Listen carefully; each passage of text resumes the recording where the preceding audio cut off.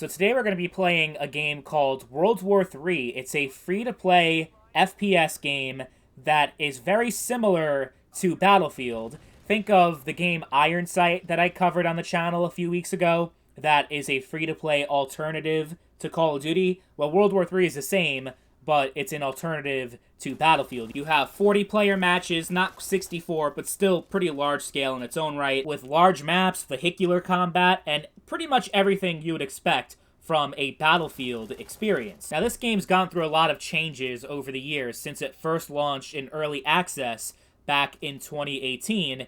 It was more akin to a hardcore milsim type game. Think of Insurgency, Squad, games like that. But over time, it definitely got a lot less hardcore, more kind of arcadey, and definitely very similar to Battlefield 4 specifically, because of the modern military setting. A lot of the guns are similar, and you definitely get those BF4 vibes a lot of the time when you are playing. I think overall they did a pretty good job with this game, considering it was a small indie game that is free to play. I'm pretty satisfied with what I got out of this game and the experience that I had. That being said, we're not talking about how the game was, we're talking about how the game currently is. That is the entire point of these videos. And I'm gonna say it is still overall worth playing, but it's kind of, I think, honestly, in the next year or two, it's gonna be completely dead and practically unplayable because of the nature of this game being large-scale battles.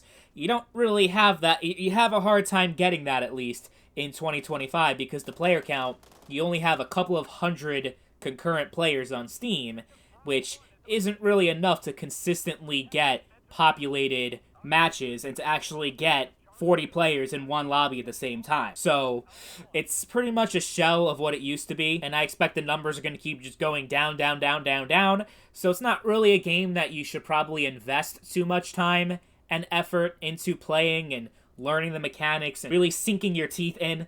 I don't think that this is one of those games. It's a cool little novelty, like to install and kind of play a game that's like Battlefield, but not Battlefield at the same time. But I would say, yeah, me personally, I struggled to find full servers and full games in 2025, and that's with playing on weekends, playing during the times that you would expect the most amount of players to be online, and that's me living in North America. So if you live in a different region, South America, Asia, Africa, yeah, pretty much anywhere outside North America and EU, you might not even be able to play this game at all anymore in 2025. And you also don't really get any more updates, no new maps, no new content, even though it was the end of 2023, I believe, when there was a company called Wishlist Games that acquired the rights of World War III from the Farm 51, the original developers of the game.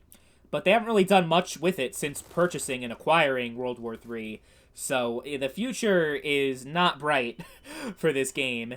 Not to be a pessimist, but I think even the most hardcore World War III fan would agree with that statement and would be like, yeah, it's probably not the best game for a brand new player to get into in 2025 because of the fact that there really isn't, it doesn't really have a whole lot going for it anymore. Like BattleBit is a game that I covered a few days ago that is a really good game and had a lot of potential, but they pretty much squandered it by no longer consistently updating the game, and the player base has fallen so dramatically that I can't really say I recommend it, right? So I think, honestly, at the end of the day, if you're a hardcore Battlefield fan and you just love games like that type of experience, then it's worth giving this game an install and just trying it out just for the hell of it. But if you're looking for a game that's going to give you hundreds of hours of gameplay and free to play, you don't have to pay anything for, yeah, there are much better options for you in 2025. You're not going to really get that